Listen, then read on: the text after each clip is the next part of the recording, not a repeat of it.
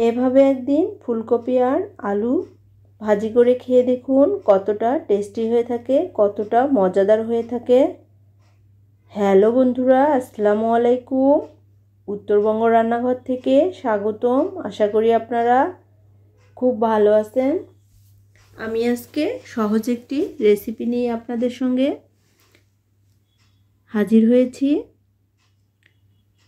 এই রেসিপি খুব সহজভাবেই বানিয়ে নেওয়া যায় আর খেতেও ভীষণ টেস্টি হয়ে থাকে। চলুন তাহলে এই রেসিপি কিভাবে বানিয়ে নেওয়া হয়েছে দেখানো যাক।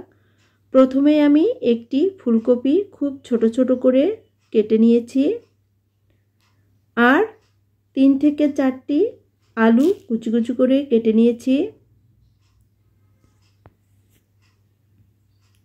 এখন চুলায় একটি কড়াই বসিয়ে দিয়েছি। এখানে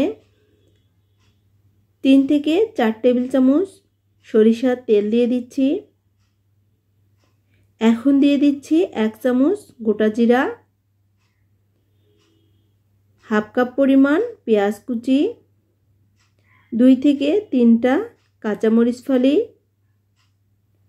এখন পেঁয়াজ এবং মরিচগুলোকে একটু নরম করে নিব। এখন দিয়ে দিব হাফ চামচ হলুদ গুঁড়ো।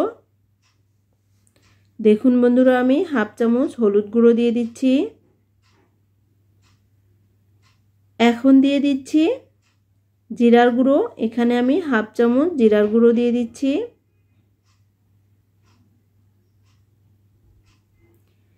এখন মশলাগুলোকে খুব ভালো করে মিশিয়ে নিব।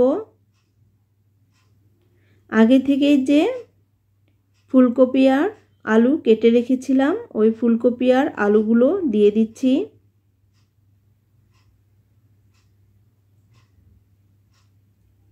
এখন একটু উল্টে পাল্টে নেড়ে চেড়ে দিচ্ছি যাতে নিচে লেগে না যায়।